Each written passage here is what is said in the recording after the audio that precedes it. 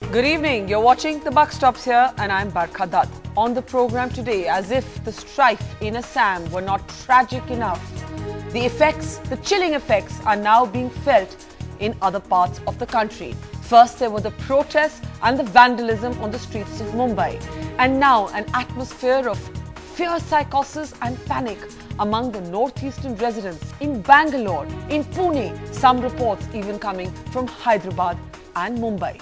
On the program today, we're asking whether politics is being played over the Assam violence. Who is behind the rumours that are driving the panic and insecurity? And we're also appealing for calm tonight, as over 11,000 people from the northeast have left Bangalore and over 3,000 have left Pune.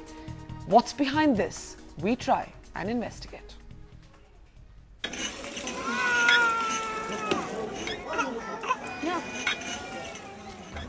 Assam has not even settled fully into a fragile peace, but the rest of the country is witnessing an insidious politics being played out.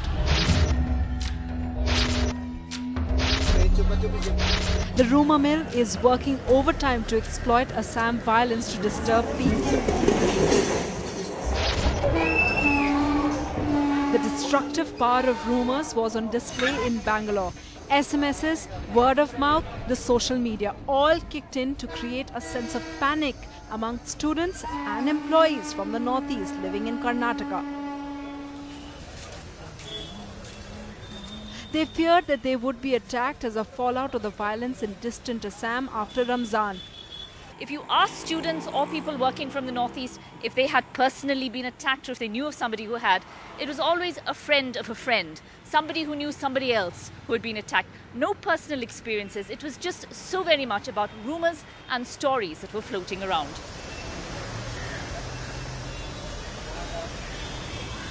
There was such a demand for railway tickets out of Bangalore that the railway swiftly organised 2 extra trains that left the city on Wednesday night. There is trouble back home, but there is so much tension here as well. We want to go.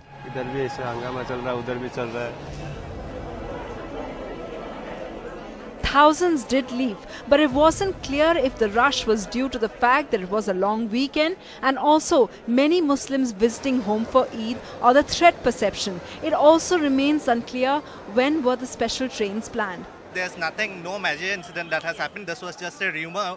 I don't know, maybe there may be some big plans behind that. But yesterday some 6,000 people moved out. But there was no such incident. What had happened? What made them do? Not a single incident. The Karnataka DGP himself from Mizoram reassured the northeastern community. Commissioner of Police also assured that there will be security and safety. Yeah, so that assurance is what we need. Muslim community leaders also assured the northeast community. Muslims can take shelter in gurdwaras and temples. If northeastern students are scared, they should come and stay at mosques. We want a society where all of us live peacefully. What is clear is that vested interests are trying to stoke passions. The violence in Mumbai at a protest against Assam violence points at the nefarious religious politics that is at play. Doctored MMS of Assam violence and fabricated images of atrocities on Rohingya Muslims in Myanmar were used to incite passions. Even the Amar Jawan memorial was desecrated and some in the crowd manhandled women police persons. It's just not clear where this mob came out of, that wherever this mob might have come from, whoever is behind them, whoever these people are, they must be apprehended and they must be given the severest possible punishment as per the law of the land. It's the same story in Hyderabad and Chennai, where again panic has been triggered by just hearsay. Some insidious elements are challenging the idea of India by stoking communal passion. Their designs must be nipped in the bud. Why must violence in Assam have ripple effects in any part of the country? NDTV Bureau Report. So on to our special debate on the Buck Stops here tonight. First, as we said, was the strife and the violence and the clashes in Assam. Now the effects are being felt in many other parts of the country. Over 11,000 people from the northeast are estimated to have left Bangalore. Over 3,000 are estimated to have left Pune tonight. And this leaves a big question mark. And the question mark is this: who is stoking the trouble? Who is behind the rumors? And are extremist elements on all sides at play? And are we seeing an unfortunate politicking over the Assam violence? That's our special focus tonight. Let's introduce our panel. With us in the studio, Nirmala Sitharaman, leader of the BJP. Also with us in the studio, Wajahat Habibullah, the chairman of the National Minorities Commission. We're joined tonight by somebody who calls Bangalore home but is in Delhi tonight, Mohandas Pai, who is now the chairman of the Manipal Global Education Forum. We're also joined tonight by Swapan Das Gupta, senior journalist and commentator. From Bangalore tonight, somebody who will share her personal sense of what's been going on is Dr. Rini Ralte. She's a professor with the United Theological College from Bangalore, from Mizoram, but has been staying in Bangalore for over 20 years. We will also be joined by Mani Shankar Iyer later in the program. Nirmala, if I may start with you. There's something a little frightening about what we've seen in the last few weeks. Assam was tragic. Assam is still, in a sense, the embers are still burning. In the last 48 hours, we've seen fresh incidents again. We've seen a ferocious debate in Parliament. We've seen a ferocious clash of ideas between politicians. But since then, what we are seeing, what happened in Mumbai, where those who organized the protests said that they were ashamed at the vandalism that ensued. And now what we're seeing in Bangalore, in Pune. It almost seems as if what one foreign journalist today called riot politics is back in India, and that extremists somewhere are launching a systematic campaign to rupture open the fault lines of India. Who's behind it? I wonder who's behind it. I've just spoken to my state president from Andhra Pradesh, and he has this to say, that nearly 6,000 people have left.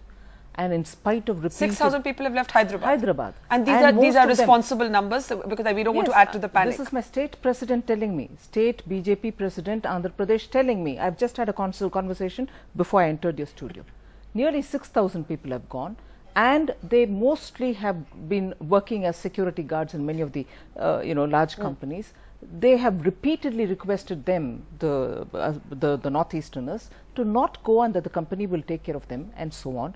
There was definitely a stabbing incident which had taken place in a place called Ibrahim Bagh or some area like that. This is not rumor, because we want to be very careful. I'm hearing this from my responsible state president telling me that from Hyderabad 6,000 people have left.